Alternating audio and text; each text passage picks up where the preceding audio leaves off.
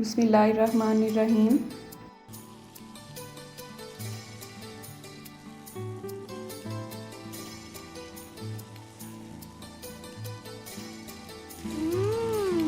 Tasty.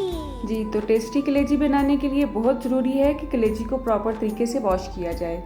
यहाँ मेरे पास एक बकरे की कलेजी है और आपके सामने अभी मैं इसे शॉपर से निकाल ही रही हूँ। अभी मैंने इसको बिल्कुल भी वॉश नहीं किया है। अब यहाँ पे मैंने एक लहसुन की गड्डी ली है और ये देसी लहसुन है। अगर आपके पास ये नहीं है तो आम सादा जो लहसुन होता है मार्केट में अवेलेबल, आप वो भी ले सकते हैं। और इसे मैंने छिलकों के समेत ही मोटा मोटा पीस लिया है। अगर बाय चांस आपके पास घर में लहसुन नहीं है छिलकों वाला, तो आप इसमें लहसुन का पेस्ट भी ऐड कर सकते हैं। ठीक है, अब हम इसमें इतना पानी ऐड करेंगे जिसमें ये सारी कलेजी डिप हो जाए। अब हम इस लहसुन को अच्छी तरह से पानी में मिक्स कर देंगे और इसे 10 मिनट के लिए कवर करके रख देंगे। लहसुन में डिप करने से एक तो इसकी सॉफ्टनेस बरकरार रहेगी, दूसरी इसकी स्मेल भी खत्म हो जाएगी इंशाल्लाह। तो 10 मिनट के बाद अब हमने ये जो छिलके हैं लहसुन के, इनको रिमूव करना है। या तो आप इसको वैसे ही सिंक के साथ खड़े होकर सारा पानी इसका निकाल दें, लेकिन वैसे ही कलेजी से पानी निकालने से ये होगा कि इसके छिलके कलेजी में कहीं ना कहीं रह जाएंगे। इसलिए छिलकों को लहसुन को ऊपर लाने के लिए हमने इसमें मज़ीद पानी ऐड किया है और जो भी चर्बी और नली वगैरह आपको नज़र आती है उसको हम रिमूव कर लेंगे। कलेजी को हम मज़ीद हिलाएं जुलाएंगे ताकि जो भी लहसुन के छिलके हैं वो ऊपर सतह पे तैरने लगें।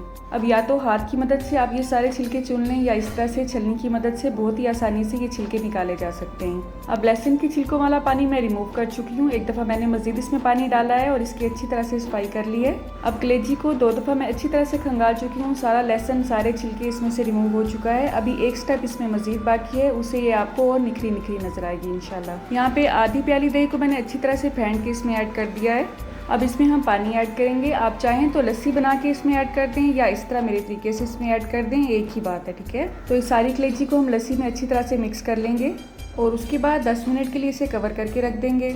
बकरा ईद आने ही वाली है और कलेजी वॉश करने की ज़रूरत हम सबको ही पड़ती है। तो अगर आपको ये तरीका अच्छा लगा हो तो अपने फ्रेंड्स और फैमिली से शेयर ज़रूर कीजिएगा प्लीज़। 10 मिनट गुजरने के बाद लस्सी को हम रिमूव कर देंगे कलेजी से और इसे पानी से अच्छी तरह से खंगाल लेंगे।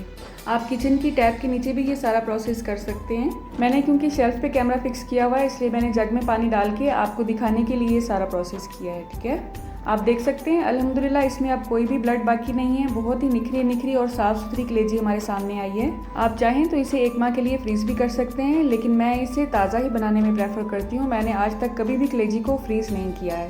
लेकिन अगर आपने इसे फ्रीज़ करना ही है तो आपने इस तरह से प्रॉपर वे में इसे वॉश करने के बाद फ्रीज़ करना है।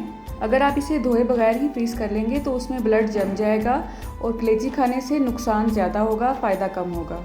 उम्मीद है ये तरीका आपको बहुत ही आसान लगा होगा और फ़ायदेमंद भी साबित होगा आपके लिए। अल्लाह आप सबका दस्तरखान सजाए रखे और हम सबको सेहत और ईमान का रिज़्क अता फरमाए। अल्लाह हम सब के रिज़्क में कसरत से ज़्यादा बरकत और आसानी अता फरमाए। रुके सुने, जाने से पहले वीडियो को लाइक कर दें, अच्छी लगी तो शेयर कर दें और सब्सक्राइब करने के बाद बेल का आइकन भी ज़रूर प्रेस करें। जज़ाकल्लाह। मेरी नेक्स्ट वीडियो तक अल्लाह हाफ़िज़।